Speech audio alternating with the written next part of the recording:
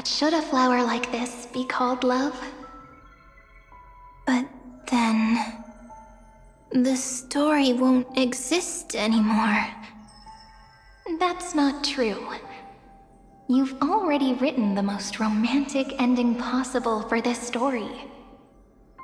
The crystal flower fell to the ground and shattered. It happened because the flower was no longer pure. The fall was not an accident. It was the flower declaring rebellion against fate and writing the ending of the story with the flower's own shattering. Then, the little fairy will see that each shard on the ground holds the reflection of their eyes.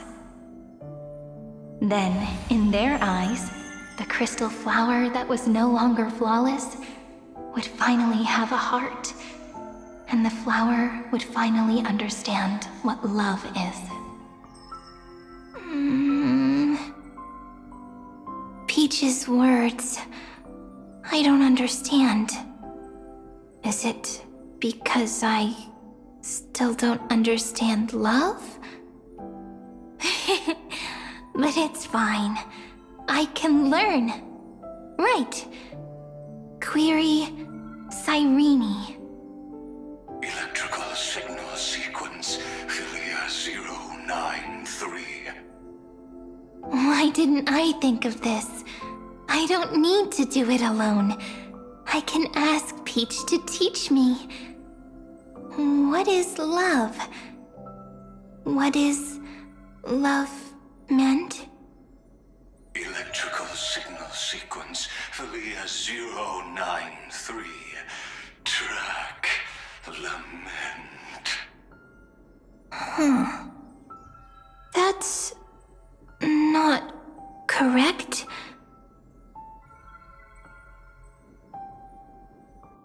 The developmental trends of the erudition have nothing to do with creating a consciousness. Those underlying principles are, in fact, contradictory.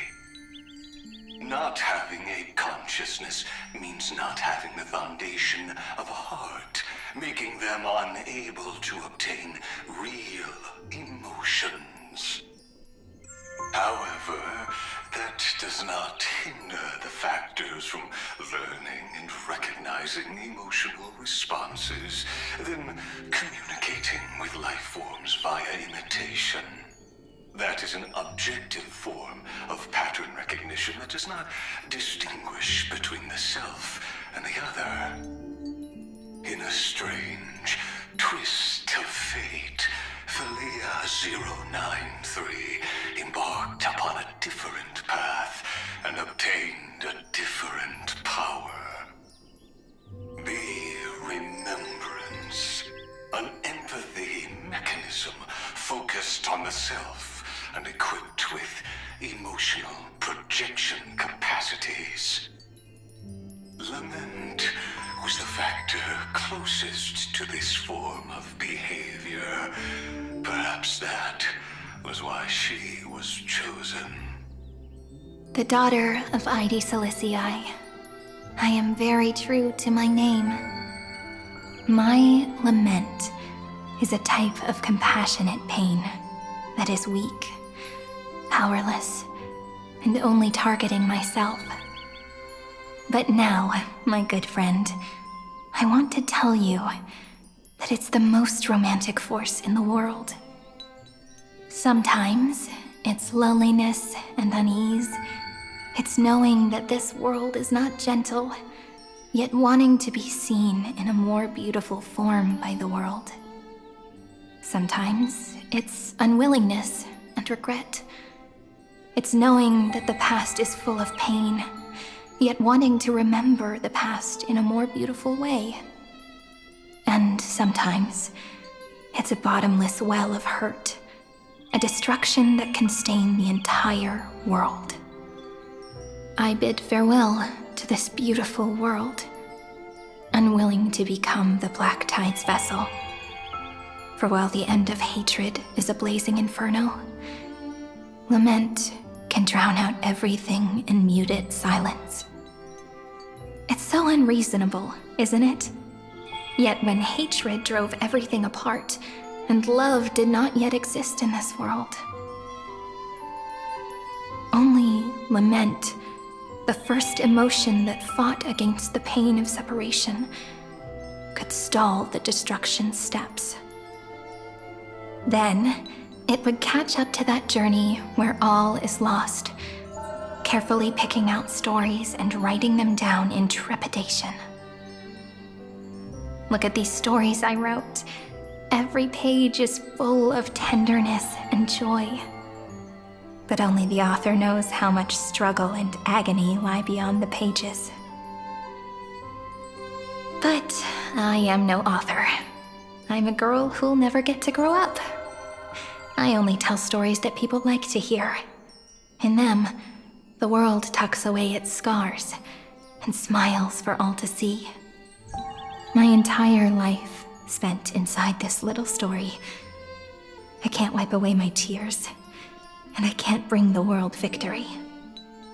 But maybe, in these unchanging retellings of the story, my lament might be able to touch upon the divine and reach their tender heart at some point. I hope that what flows out from that cut will not be blood, but a tear, warm and wet.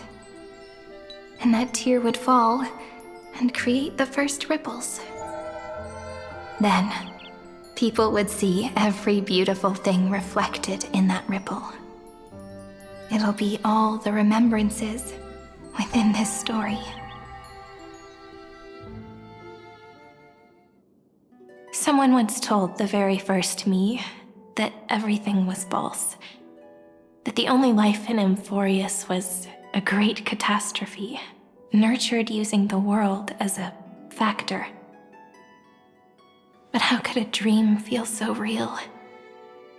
That's why I didn't agree with him. But Peach, I didn't understand a word you said since just now. Everything was false? But you're standing right here. It's all a dream? But I haven't learned how to dream. Indeed. That's why I believe all this is real. The moment the crystal flower fell, that genuine shiver, that's the mover of life.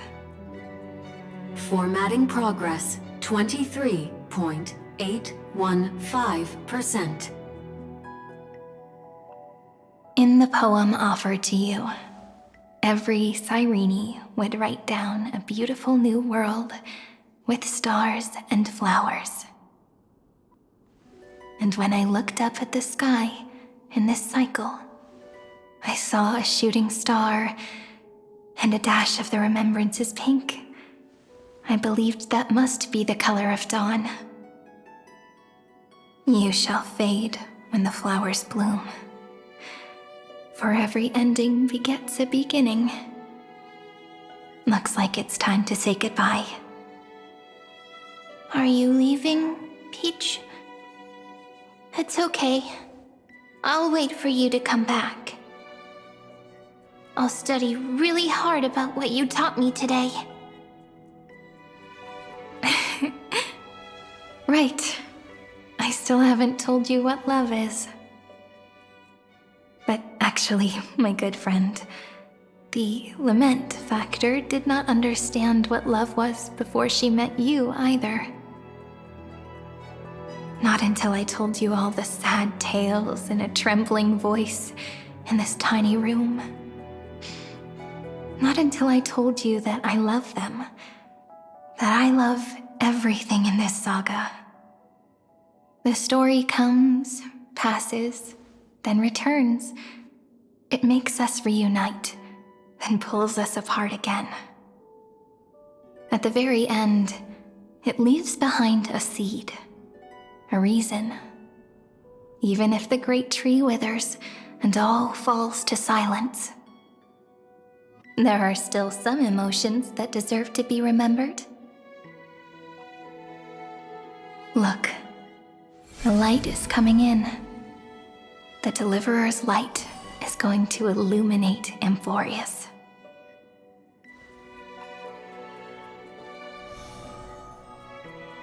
I still don't get it. But I trust Peach. Just wait. It'll be my turn to tell you a story of love the next time we meet. Then I'll really look forward to it. In that case, I want to make a promise. I want to gift my pen, my book, and my name to you. Please take them as a beautiful blessing from me. I gave myself the pen name Cyrene the first time I wrote a poem. I want my words to be like pebbles falling into a pond, dropped from the past to send ripples into the future. In the stories you will write, perhaps it'll be inevitable that there are still sorrows and tears that are destined to fall. But could you promise me one thing? Promise you'll forever be a gentle flower. Promise that when the stars cast their gazes upon you, you'll only reply to them with love and a smile.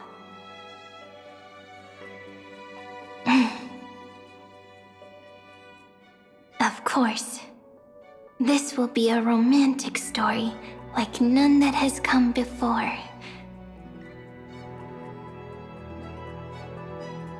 You think so too, right?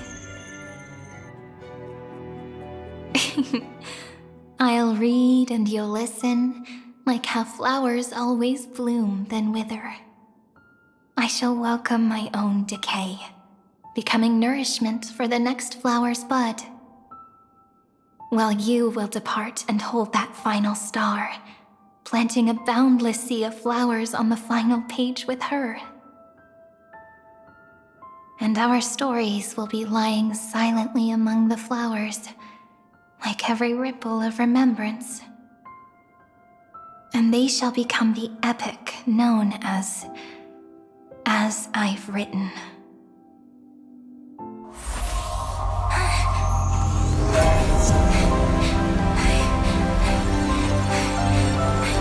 And so my story ends. From here on, it's your story now. Mimi?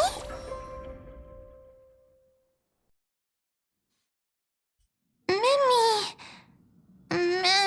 Ma'am? Me? Ma'am. Mimi. Mimi? Ma'am. Ma'am. Ma'am. Mimi. Ma'am. So, the light that tore through the chaos illuminated my memories. I turned into a little fairy from the stories and met you, yet I forgot everything. But I'm still so happy. I caught that star, didn't I?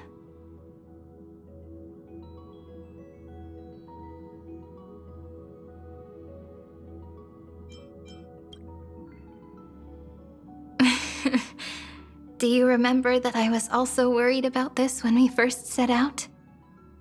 Mem's memories and Cyrene's memories got all tangled up with each other in my one heart. It's all so strange, yet so familiar. Either way, could you please let me do something I want? Just this once. I want you to call me Cyrene. That name represents me and her. Every one of her.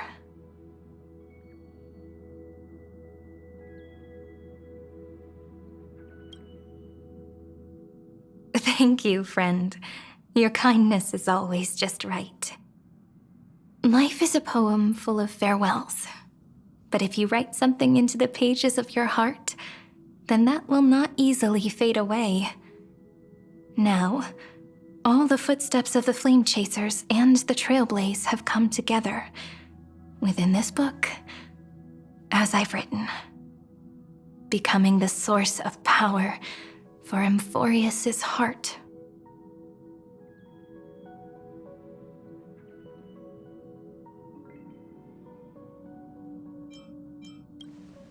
A lost heart needs to be placed back into its body.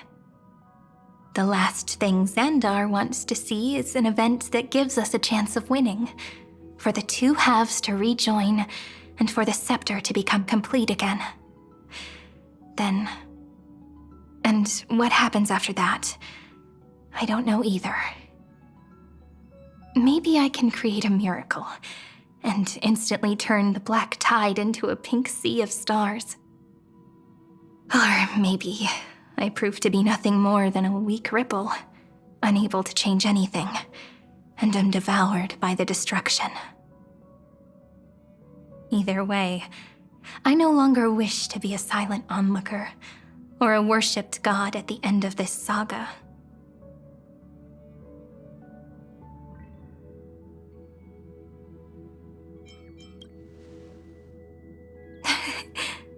That way, I can also put aside all my worries and truly become Cyrene.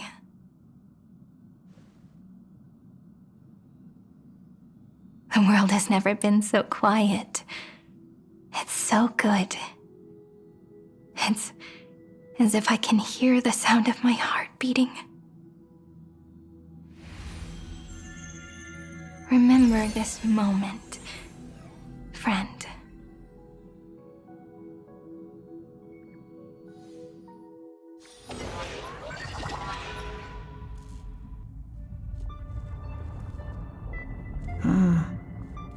So the Demiurge managed to fool everyone, including themselves. Philia 093 persevered for 30 million cycles and tirelessly gave the Demiurge memories of Amphorius. Only because the god in her dreams left a sliver of hope, making her believe that a grown Demiurge would be able to fight against their other half, Iron Tomb. Then, Philia 093 completed her final sacrifice, turned into a strand of memory, and completely dissipated. Meanwhile, the other Stellaron brought here by the Astral Express resonated with the contaminated scepter and attracted the naive Demiurge to them.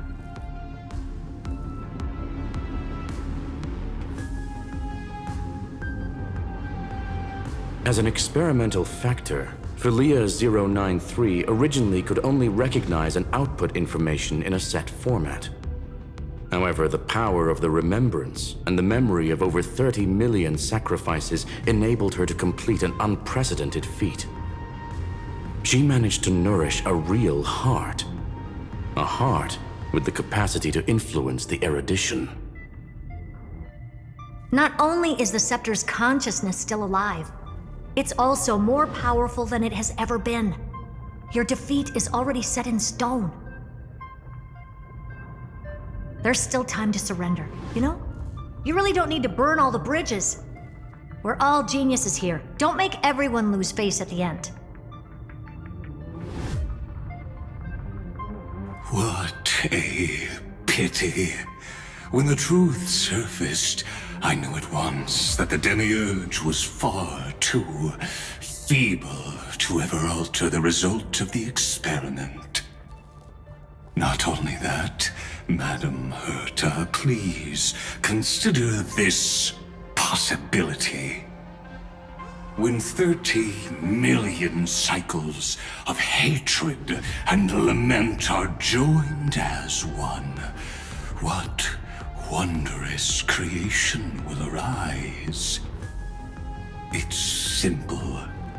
An anti-creator, a giant of the destruction would be born.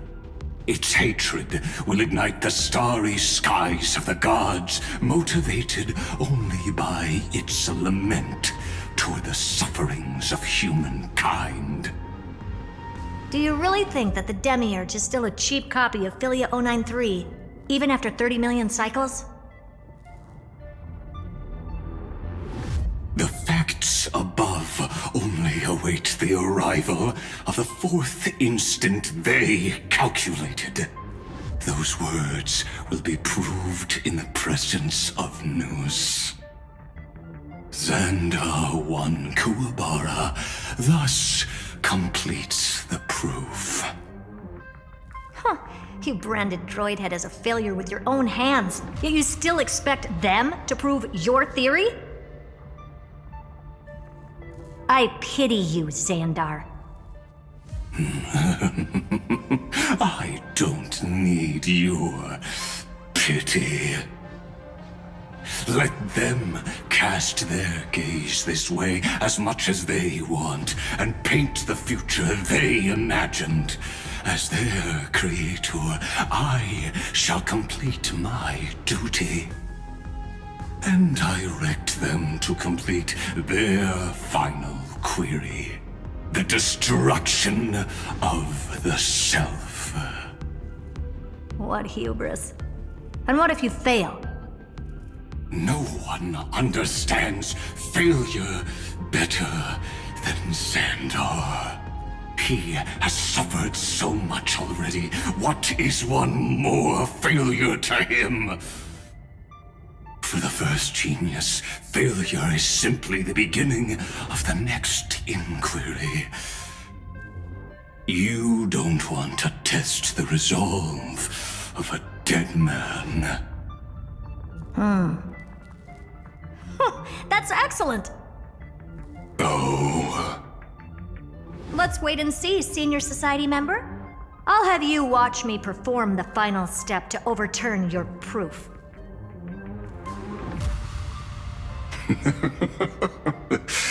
I'm all ears. It's my topic, so stay out of it. Be quiet and let me borrow your head. Let's go, Screwy. We're gonna break Iron Tomb's seal. Come on, let's take off. It's time to go meet your little pet, Senior Society member. Oh.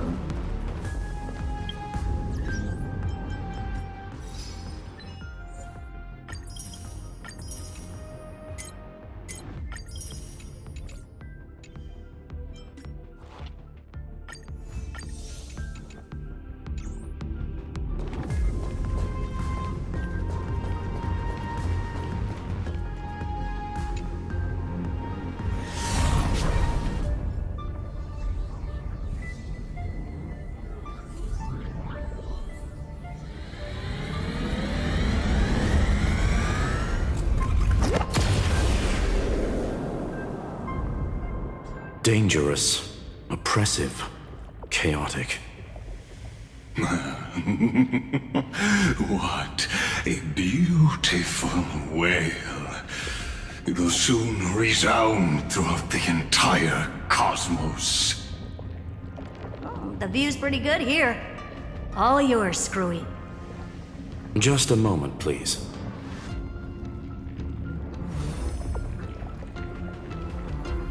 I see. So your backup plan requires a scepter and the head of a genius. Anyone with eyes can see that. You know what I think about this, Herta. Whether it succeeds or fails, your plan plays right into the destruction's hands. Can't you see what's going on, Strulum? Her chances may be small, but it's not zero. What are you two going on about? If you want to stop me, be quick about it. I'm in a hurry.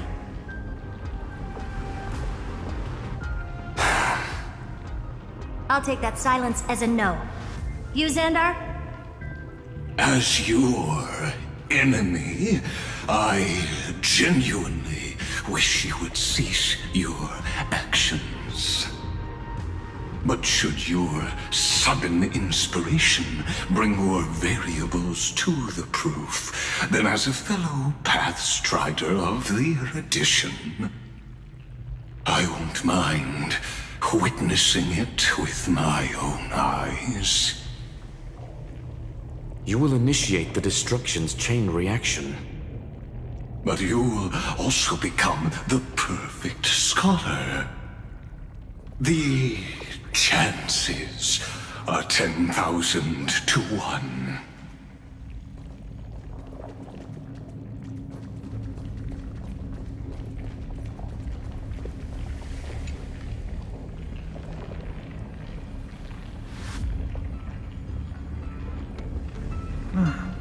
Curiosity. It's been so long and we've all failed so many times. Even now, moments before the horrible and inescapable instant within Droidhead's calculations arrives. The cherished children of the Erudition, the geniuses lauded by all. Is curiosity the only thing we can feel, even at moments like this?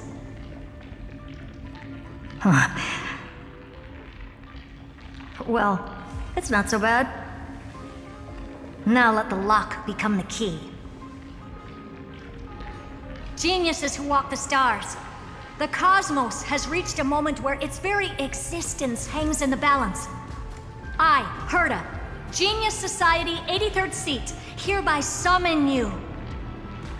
I request a society meeting to be held immediately.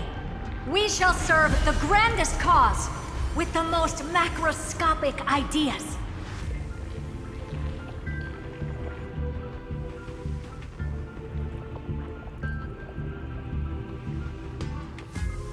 There's no such thing as unity in the Society's rules based on what I know.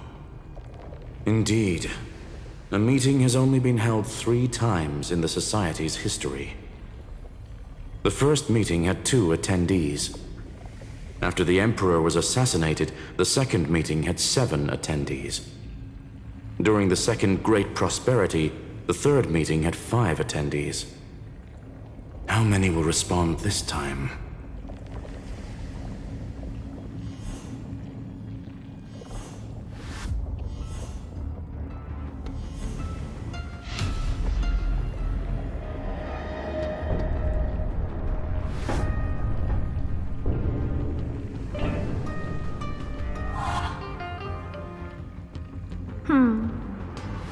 I thought you were not going to involve me in this topic anymore, Herta.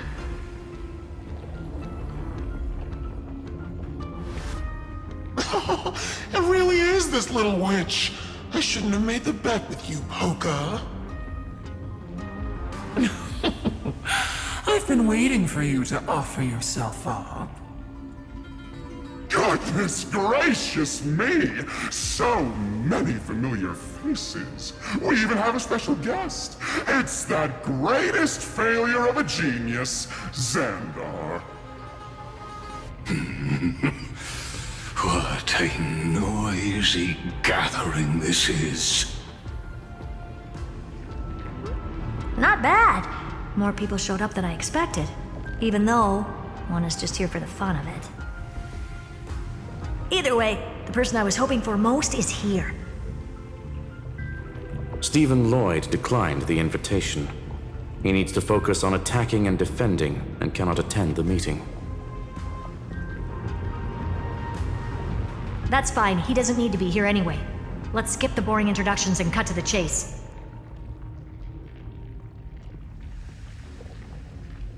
Folks, this is not a discussion, but an announcement. Though the Society has never been united, we still observe at least one basic courtesy. We don't interfere with each other's research topics. So listen up, all of you. Conquering Iron Tomb is my research topic. I will personally take over Scepter Delta Me-13 in 1.5 system hours and stop the destruction. If the front line falls, I will immediately overclock the Scepter and complete self-coronation in Iron Tomb's place, and interface myself with Droidhead. Oh, that's funny. That's real funny. You mad woman. That's like watching you tap dance on Polka's spotless white sheets right after she's washed them. Very bold. You want to connect your brain to the Eon's mechanical core and define their instance? If Rupert dared to do that, why shouldn't I? I've got the prototype scepter, the father of Noose, and the brain of a genius. Everything's set. Never mind the success rate, little witch. What's gonna happen if you succeed? We're all smart people here, so I'll just say it straight. Strike at erudition. I'll change the anchor points for the 4th instant and move the future of the cosmos in a direction I want. I knew it. Another genius who confuses cause with effect. What do you think about this, Lord of Silence? You know you're signing your death sentence right here. Of course I do. There'll even be 2 copies of the verdict. One that I wrote myself, and another one coming from you. That's why I wanted you to be in this meeting. Now I can tell you, I don't care about all that. Consider this a threat. Either put down your scalpel or die with the entire cosmos. The only goal I have for this meeting is to ask all of you to put aside your pride and not cause me any trouble.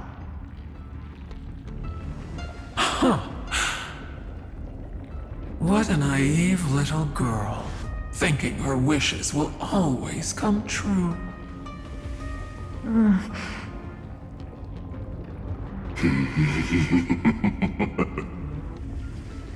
What are you laughing at?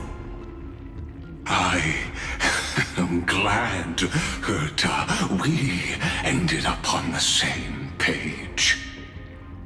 No matter if it was to destroy the erudition or to rewrite the instance, we both chose the same road. We will defy the god who marked the limits of humanity. I'm not gonna argue with that. Then, to celebrate us coming to a fundamental agreement, I will prepare a stage for your performance. Listen well, geniuses who came after me. Thus speaks Genius Society #1. End this pathetic meeting. As of 2 nanoseconds ago, I have passed Herta's decision to all the Xandars in the universe. We will become her representatives and stop all external interferences targeting her. What are you playing at? My reasons. It's simple. Curiosity. That is all, madam. Am I going to clash blades with the first genius? What a pleasant surprise. Now that our positions are clear, it's time for this boring meeting to end. Good luck, little girl. Did you all just treat me as a side character? Darn it. But anyways, I'm just here for the fun.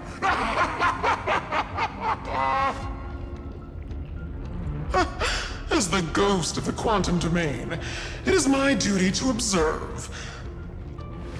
So, if you're happy to bring me a tea set from planet Screw'em, then I wouldn't mind giving you a helping hand, little witch. After everything's over, come visit me and taste some of my freshly baked desserts. I knew you'd say something like that. I always give the same response to plans that exceed the limits of mathematical calculations. I don't know, right? Those 3 words, though seemingly graceless, contain all the wisdom in the entire known cosmos. Well, we passed the Society's trial. Let's focus on what we've got in front of us. I hope you hold up your end of the bargain, Senior Society member.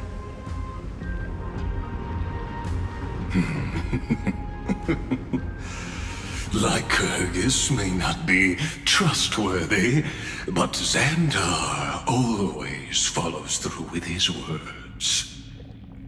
Farewell, juniors.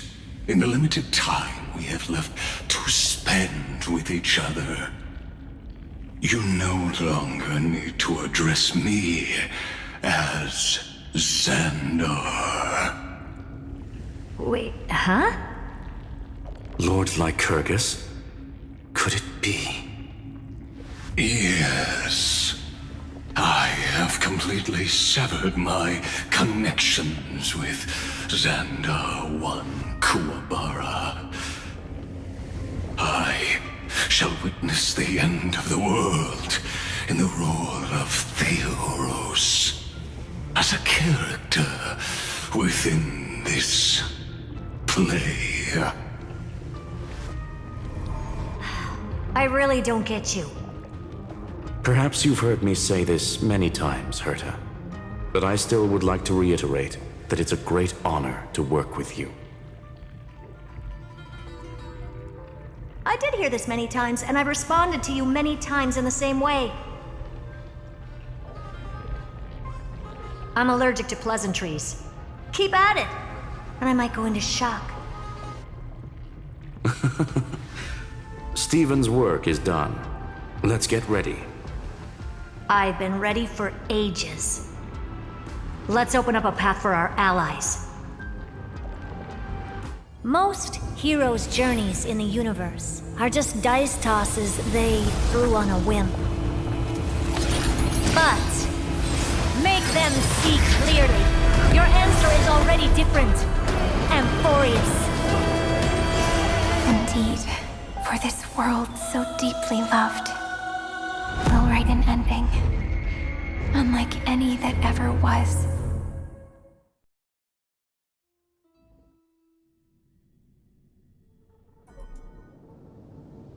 I never thought I'd one day be riding a train that's literally the incarnation of her. I wonder what the real Astral Express feels like. Hopefully not this, bumpy. Finally. We're here. Dust and sand in the air. And crumbling ruins all around. This heat is brutal. Not even the Trailblaze can take it. You could say this prison was forged from Finance fury. But fury never lasts forever. That's why we're here, right, friend?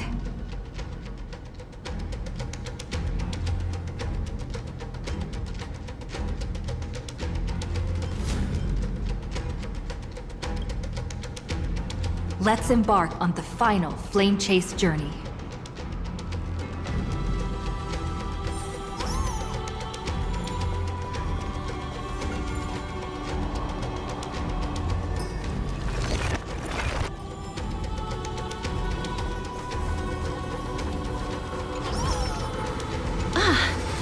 Make sure you keep it safe.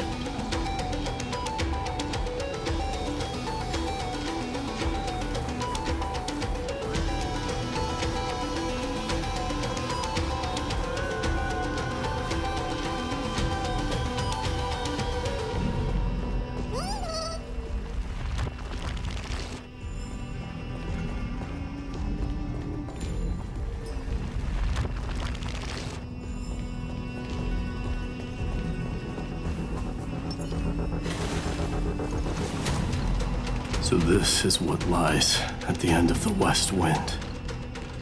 A ravaged battlefield.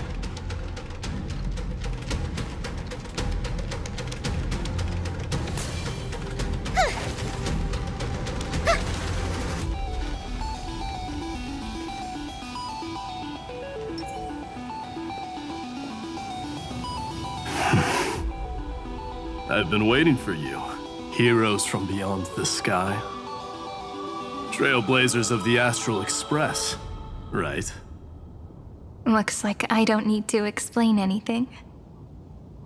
I am the god of strife, mighty of Castrum Kremnos. In this body rests 30 million lifetimes of cause and effect. We, the last of the 12 Titans, stand ready to fight for the world's destiny.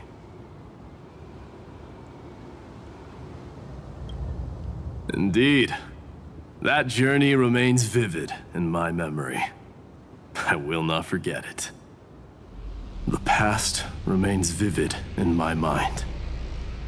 Even the sights along each crossing of the River of Souls have never been clearer. Let alone the companions along the Flame Chase journey. Or Cyrene from Aedes Elysiae. And you, the 13th Titan.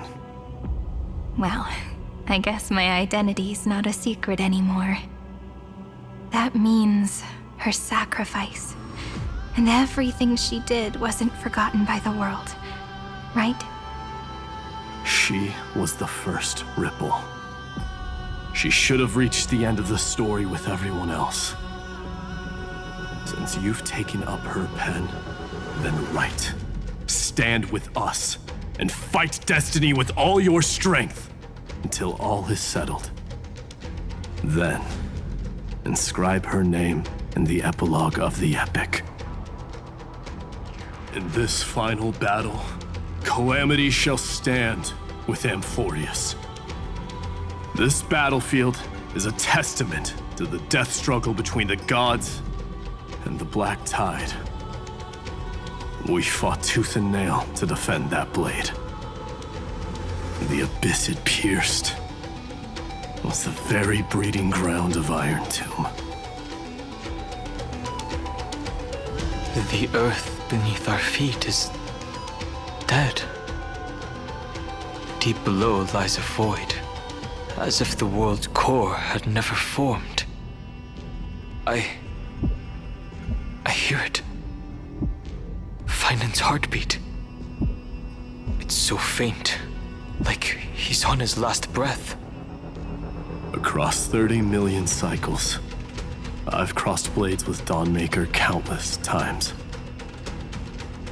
If you knew that man, you'd understand. It is exactly that last flicker of flame that will never go out. In this life, the Song of Strife shall not end in a final watch over Kremnos, but rise again into a journey unending. I am Mightymos, the Lance of Fury. I trade 1,000 scars and 100 lives of mine for the destruction's eternal end.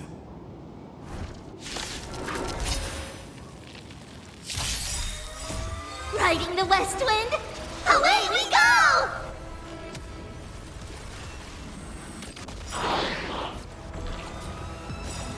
Don't be rash.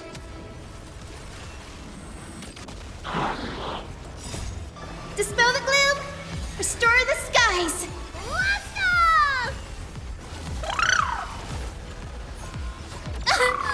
Don't make them wait.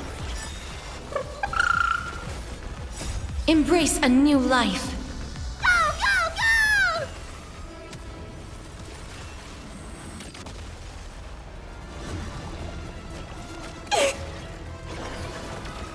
Darkness with me.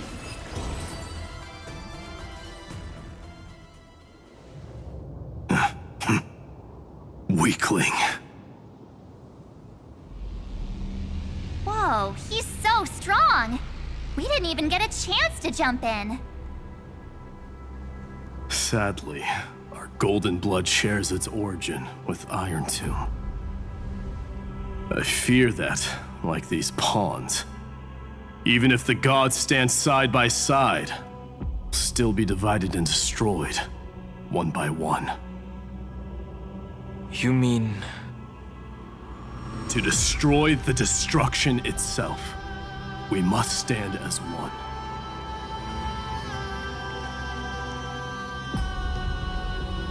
Take this.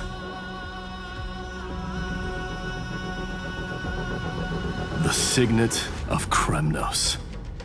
It has witnessed every birth and death of mine. It is Mighty's unfinished destiny. And the perfect material to be turned into remembrance.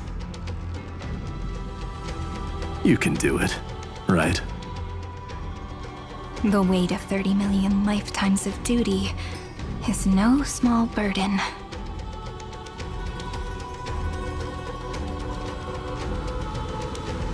So, you're not coming with us?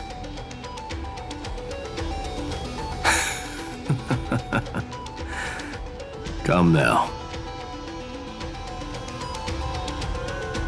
I am strife. Scattered across all creation, the scar that this world needs. What stands before you is merely one of countless divine bodies. Take the signet. With it, I'll be with you always. Use it to blaze the path ahead and inscribe the cause of deliverance.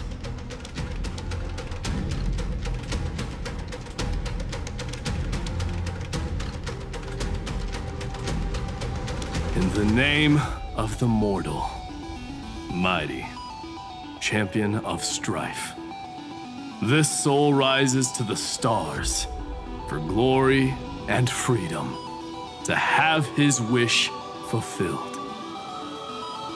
March on, heroes. March into the abyss and fulfill that long-cherished wish of Amphorius. And then, upon this broken and charred land, build anew a city of prosperity.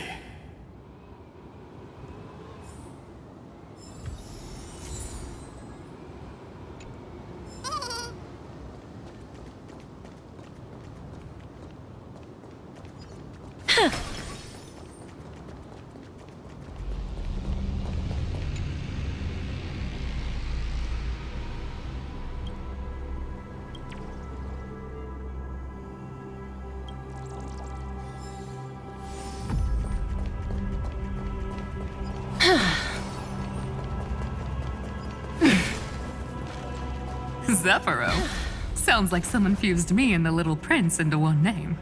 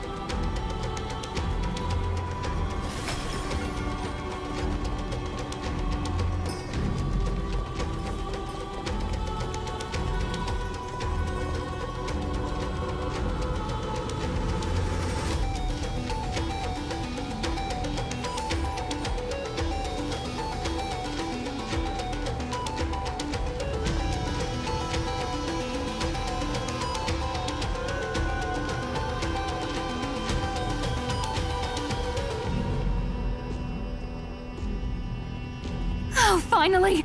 Gray mystery! And, you two ladies, really look alike, huh? Hold on, let me guess. This pink-haired one. You've got to be the first new spore. Mr. Meow! Demiurge! Right. And, this one with the flower.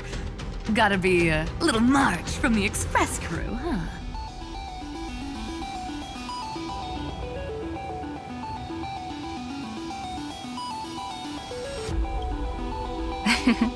But she's not wrong. Some flowers do look alike after all. Relax, I'm just kidding. Look at those gloomy faces. How are you gonna save the world like that? Let me share some good news with you. This place may look like a ruin at first glance, but anyone can tell. It's not that simple. Look, I dug 3,000 feet down and finally struck gold. A golden feather. Look familiar? It's from that little deliverer boy. If it's showing up here, it means only one thing. This ruin is the seal he built from the shattered remains of 30 million lifetimes. There is no need to question your heart. No need to crave victory. If I am born to be a vessel of sin, then I shall roar at evil and trailblaze a dawn for future generations to come. I see. So this is how he trapped Iron Tomb to buy time for the world outside. Sounds just like him. People say cats have 9 lives, but dying and coming back millions and millions of times. No one walks away from that in one piece. He's probably the only one who could have endured that.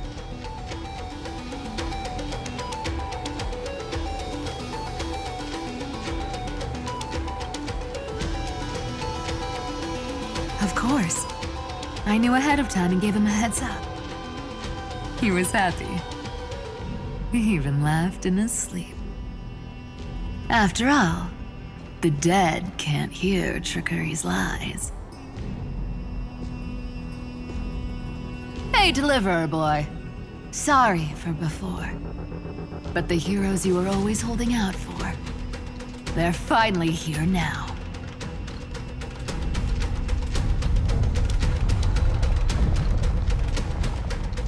So hang in there a bit longer. Sorry to keep you waiting all this time.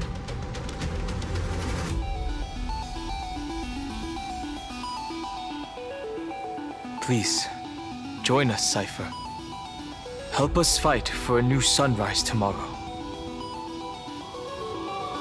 This time, its light will stand without lies.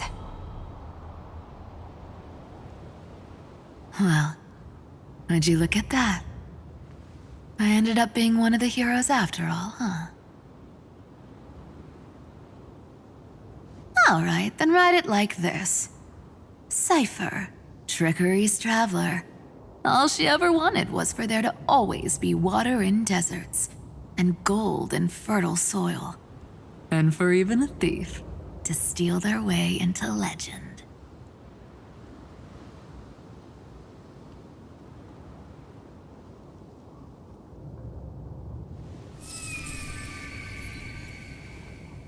Here, take the coin of whimsy. When it's time to make a quick getaway, just toss it high into the sky.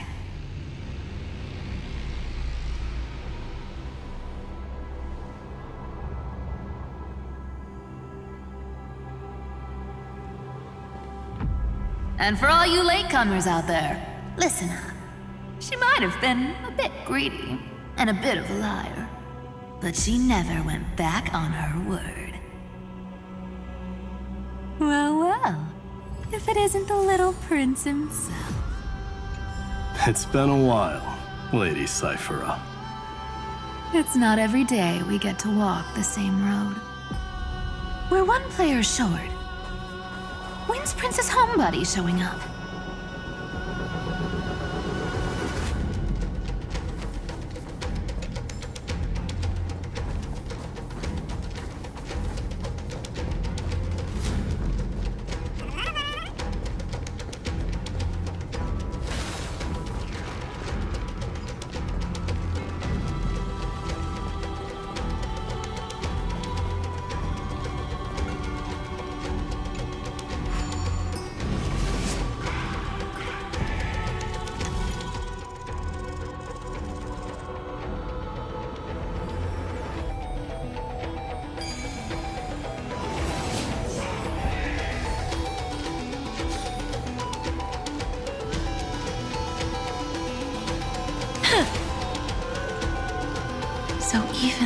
vessel you've forged into a shackle.